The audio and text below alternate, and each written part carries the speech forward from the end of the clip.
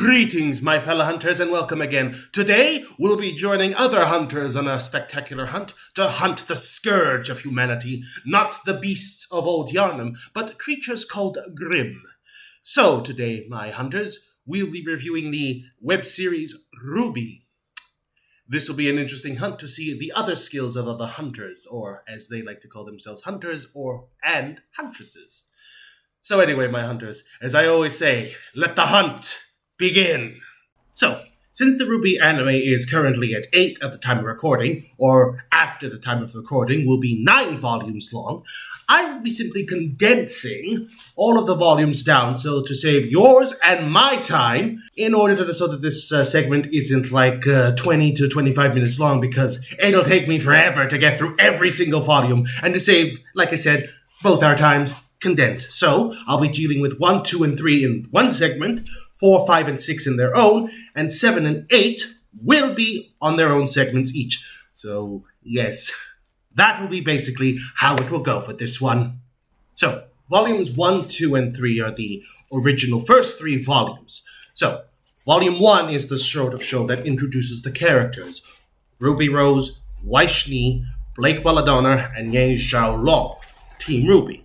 So they are introduced, and basically we see their daily lives, what it's like to be huntresses in training at a Beacon Academy. Because RWBY was basically a huntress, not a huntress, but she was trained to go into the academy. But Ozpin, one of the main characters, basically bumped over a few years, and she basically went to Vale. So we see everything from her perspective on a lot of things.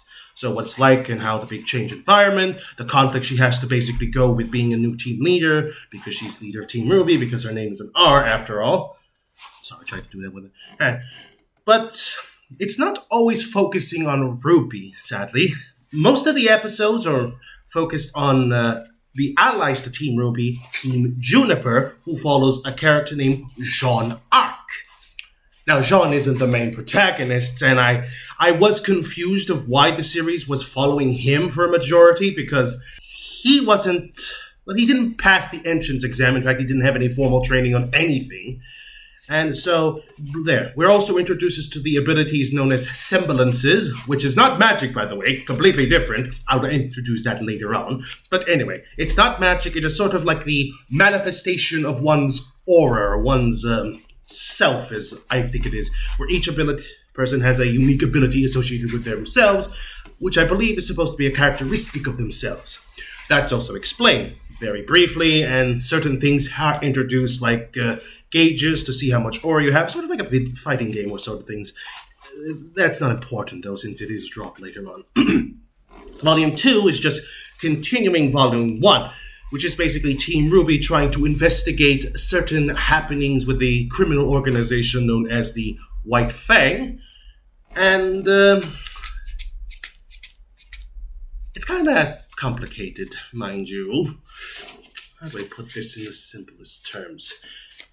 Basically, it was just talking about also a bit of talking about Weiss's prejudice, because there are people or species known as faunus, which are humanoids with animal traits. So some have animal ears, tails, so on and so forth. And it also describes of Weiss's prejudice for her because of an organization called the White Fang, which have basically disrupted her family's corporation known as the Schnee Dust Company, which is a monolithic dust manufacturer. Dust is also a form of energy, apparently, in this world. It could either be crystals or dust, as presumed, or powder form. So yes, those are introduced in the elements, and they're somewhat interesting.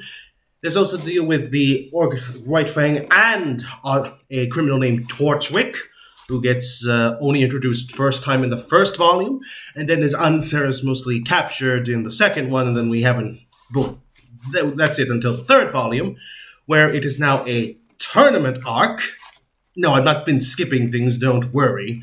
Where basically it is a rival of different schools across the world have come together to test their mettle against who is number one. Which would make better sense if we could actually see more of the schools. Look, this volume, the third also introduces basically the downfall. Things have happened, certain events have caused destruction, and one or two characters get axed, sadly. And it's... how do I put this in the nicest way with everything I've somehow explained? It is a mess. This series is a complete and utter mess when it comes to everything. Things are introduced, cut off, or retconned, and this is the haphazardness of the first volume, and, well, first three anyway. It's complicated. I feel like they were just writing along as things went along, or what they felt like going, so it kind of feels haphazard in a way. It is interesting in how it introduces a new world, with a bit of a sci-fi fantasy aspect, with the creatures of Grimm and all that. It also introduces the proper main antagonist, Salem, in the third episode. It did a little good with the foreshadowing with the first volume compared to the third volume. Well, the beginning of the first episode of the first volume and the final episode of the third volume. I like a little bit of that foreshadowing. Pretty good, in my opinion, if you listen carefully to the narrator in the first episode of the volume to the last. So it's very well interestingly done, but the fact that the series is a haphazard mess along with very few things explained. Mind you, I did say before, hopefully, that if I did not, I'm going to say it now, that they all have abilities called semblance, and semblances are basically one's manifestation of the soul. And so it has this interesting problem where it's not said to be magic, but it is magical-like. So it has this issue that it feels like it's... I'll explain later down the line where I'm having issues with this. So, well, I could explain now. Because later on, in the third volume, magic is also introduced. However, everybody states semblances and magic are two separate things, despite the fact semblances being seem magical and all that. So it's fine to make a distinction, but it's hard to tell that distinction when the lines are so blurry half the time. And this is why I think this volume's a bit of a mess, honestly. Like 1, 2, and 3, fine, introduce cool things, but it starts getting too splurgy out for its own good. Oh boy, here comes 4, 5, and 6. Let's get on with that now before I lose what little semblance I have left. Volumes 4, 5, and 6 have to deal with a new issue of basically the team are now basically scattered all over Remnant. That's the world of the name of the world. So basically, the way it's basically perceived is that each of the characters have their own individual stories. RWBY is trying to get to Atlas because of things which escaped my mind. Yang is trying to search for her mother, who is basically left her when she was just a baby. Blake is going back to her family, trying to reconnect her roots, and Vice, how do we put this, is trying to grow as a person to become her own woman. That's fine. Each of the characters have their own individual stories and arcs they want to go through. It's a good idea, brings more character to things. Also, Yang in the previous volume lost her arm, is then dealing with severe PTSD, which is an interesting take on things, honestly. However, I feel like the problem is that the story is a bit on the more scattergun approach. That basically they just threw up targets and just get an elephant gun and see what hit. It works to some extent that we can see the individual characters as individual to see what they are on their own. It is a good idea. And it actually tackles a few other characters that were from Team Juniper, such as Ren and Nora. It also explains how the two met. It also helps that they conflict demons that, not metaphorical, but actual demon that's basically been haunting them for all their lives. Actually brings a little romance towards Red and Nora. Cute. And that is volume 4 and 5. 6th one is that basically they are reunited at long last and are trying to get to I think it was Haven. Yes, it was Haven, in order to get to Atlas because they need to go through an area. And then together, now they must face their own personal demons together. They introduce a new type of Grimm that is actually pretty scary when you think about it. Even I wouldn't hunt it without some preoccupation or precaution. But yes, I think it's like, it shows basically the conflicts with each other. Whether it's done successful or not is debatable. I think it was done okay. Not the best, not the worst. It just was serviceable. But I feel like, just like before in the previous 3 volumes, it just feels very haphazardly written. And I feel like sometimes the dialogue, it feels like it only went through one draft and they said, yep, this is excellent, let's animate it. It's okay as compared to the previous volume, which felt more scattergun. This feels less scattergun approach, even though I did say it feels like they basically did that, but to a lesser degree. Yeah, overall, I think the 4, 5, and 6 have less of a problem with this one, and I feel like it's okay. So, if I thought volumes 1, 2, and 3 were okay but a scattergun mess, 4, 5, and 6 were okay and feel like less of a scattergun approach, 7 and 8 feel like it takes a nice deep plunge into basically bonkers Bill. Context. The team finally arrive at Atlas, and after a lot of shenanigans, General Ironwood, one of the characters, basically promotes them to be full-fledged hunters and huntresses. Okay. Good idea. So now it's basically the day of the life of Team RWBY in Atlas and basically fixing the issues and trying to be hunters and huntresses. Okay. Things start going a bit of a turn worse when certain events happen. The main villain, Salem, basically comes out and starts doing things. Okay, that's okay, fine. But where it really goes downhill, and I mean really downhill, is that at the end, Ironwood becomes the villain. Now, you're thinking, okay, he's supposed to be the hero, but he's the villain. I think they were trying to go for the whole that you live long enough to see yourself become the hero, then you become the villain sort of idea. It feels okay, interesting idea, not wholly unique, but okay. But the issue is the way they do it, is that Ironwood's descent into villainous feels kind of forced and kind of like the writers just needed a main villain that just wanted to feel threatening, but he completely goes off mind. This is the best way I can explain it. Ironwood is basically just confusingly annoying, and it's not a good thing. His motivations make no lick of sense, and I understand that maybe that's the point, that maybe his motivations aren't supposed to make sense, but there are better ways. Joker, for one, his ploys make no sense, but they are so interesting. But him? Ironwood came up from a straight lace to basically going cuckoo under 2 minutes. It's also confusing, and the fact is that Volume 9 is going to be very difficult for me to explain, even though it's not out. I've seen everything. But going back to Volume 8, I feel like everything has just basically been written out just because to fill in things, or they didn't even have a second draft. Actually, I'm not the only one complaining, because other people have complained that Volumes 7 and 8 feel like they didn't even go through different drafts and just animated what was first written. It's so annoying, confusing. Everybody's plots and motivations don't make sense. Ironwood's not make sense. RWBY, bless her sweet heart, wants to be the hero of things, but doesn't realize that sometimes the heroes have to make the tough decisions. The needs of the many over the needs of the few. Or I should say the needs of the many or the needs of the few.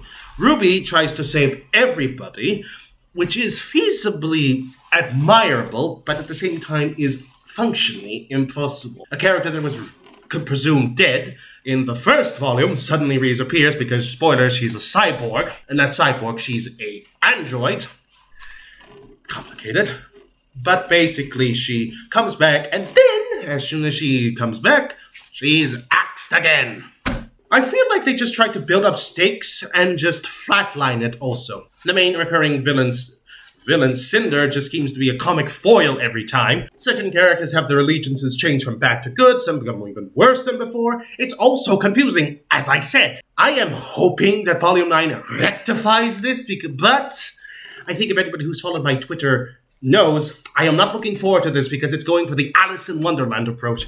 And you know me and my Twitter threads, I've been stating that Alice in Wonderland is always been just lazy person writing of just insert something crazy here. I won't know, but I'm gonna feeling it's gonna be just Alice in Wonderland, and I think that explains everything with Volume 9. Also a mess. I know I could have gone into details, but it's just also complicated sometimes, unnecessary sometimes. There's good kinds of complicated and bad kinds of complicated. This is the bad one because of how they basically just throw everything at the kitchen sink and hope it works.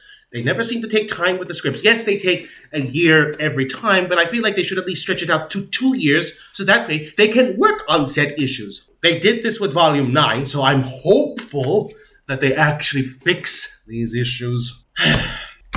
I don't like volume A7 or 8 because I feel like it just put unnecessary things. I think you can hear the tone of my voice. I'm not looking forward to 9 because I feel like it's going to keep going downhill unless some miracle it goes up. But I feel like that up is only going to be temporary at best. Can't wait for volumes 10, 11, 12. This will be a doozy. Ever heard of a series going on for 13? Actually, looking at it, a series that goes on long as this never ends well. You can have the best story in the world, but if it keeps going on like this, they're gonna be not learning from their lessons. They're gonna have more problems than issues. But I digress. I think my rambled on with my issues with 7 and 8.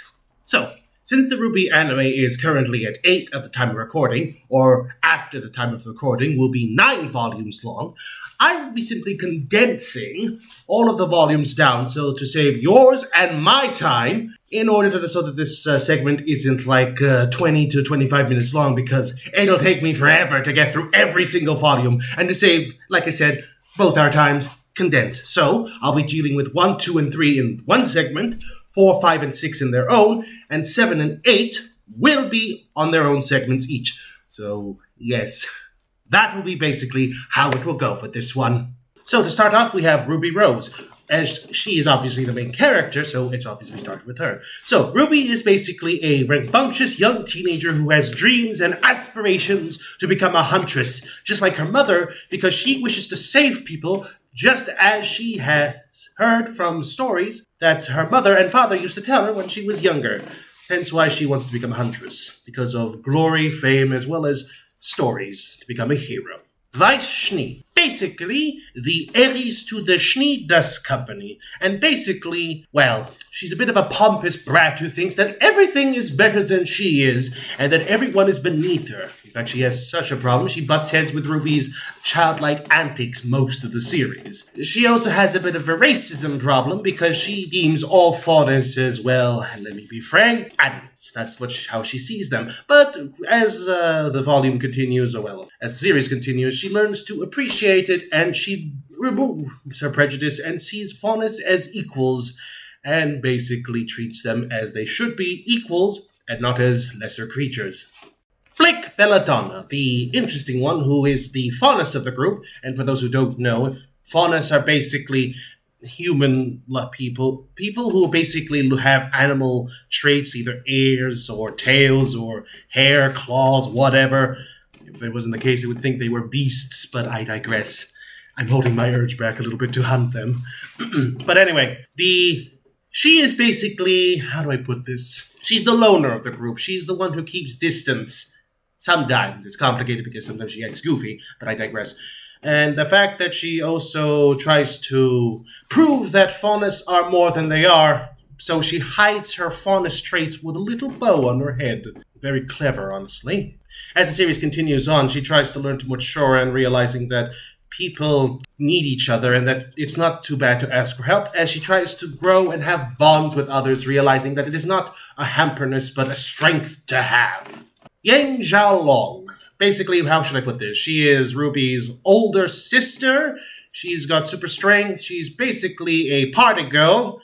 Let me think. She also, what is it I'm looking for? Oh yeah, she's also that sort of person that likes to act cool and basically in fights and all that. So a bit of style and substance, that combination. And as she as there are certain events, she basically lost her arm, spoiler alert, and basically has to learn to basically have some self-control in her combat and tries to grow and mature as the series goes on. Now, you hunters are guessing, wow, that was fast. Normally it takes a longer time to explain the characters, their in-details, their personalities, their traits, etc., etc. That is true. However, the characters in RWBY are so one-note that basically I could describe them like how I did. Yes, they have growth, but the growth is so minuscule that it's barely there. Yes, like I described it, Yang has to learn to control. Blake has to basically understand that sometimes you need to ask for help. Weiss basically needs to let go of her prejudice. Those are their arcs, yes, but RWBY doesn't have an arc per se. It's complicated.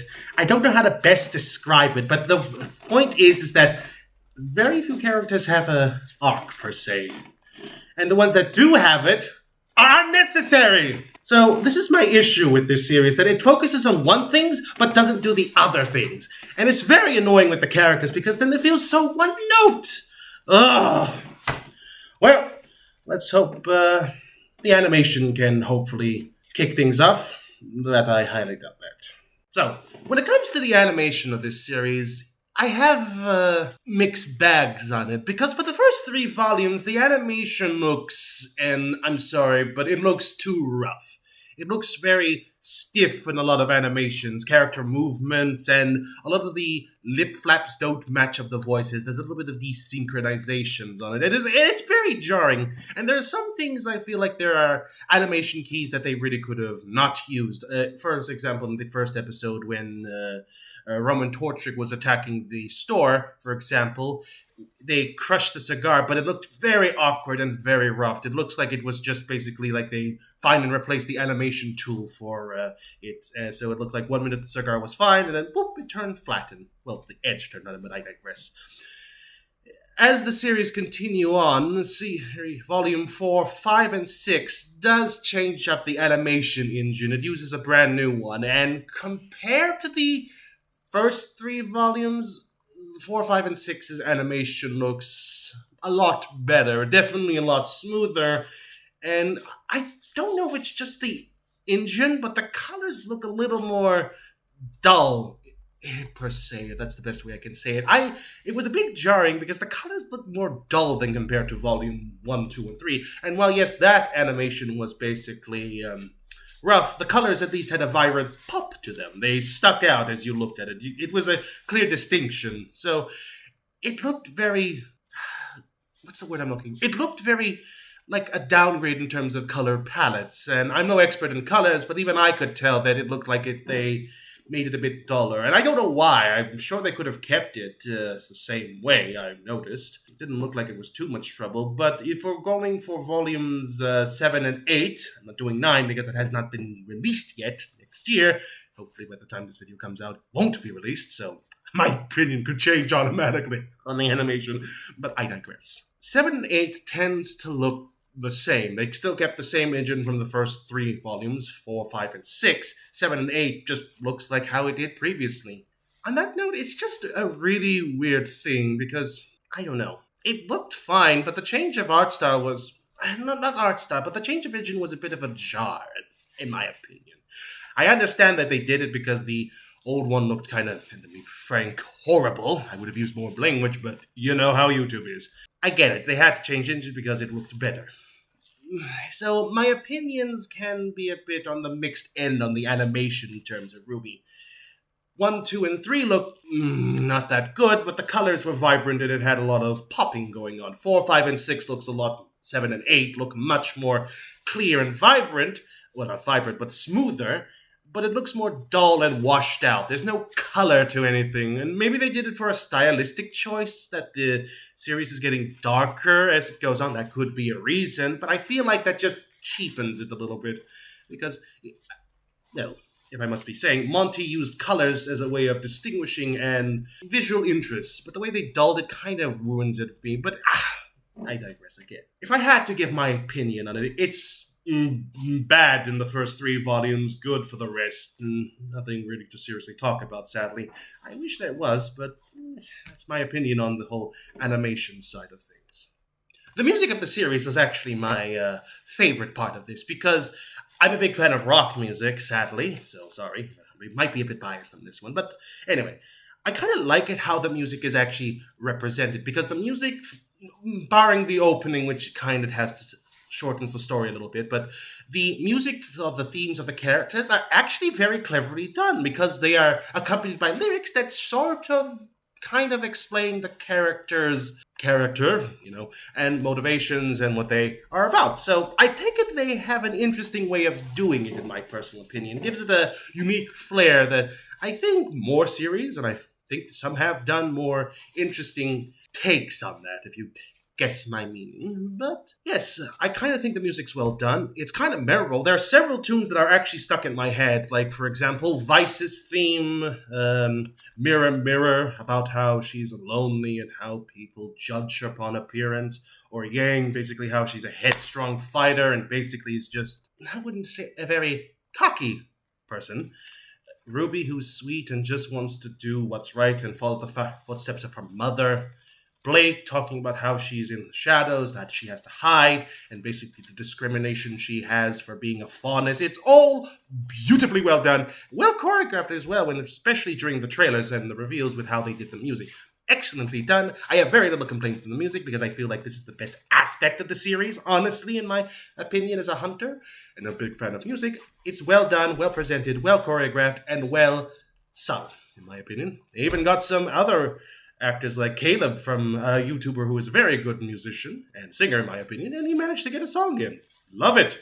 I honestly wish more series would do things like that, but I digress. My opinion on the music, it's well done, well executed, and very well good.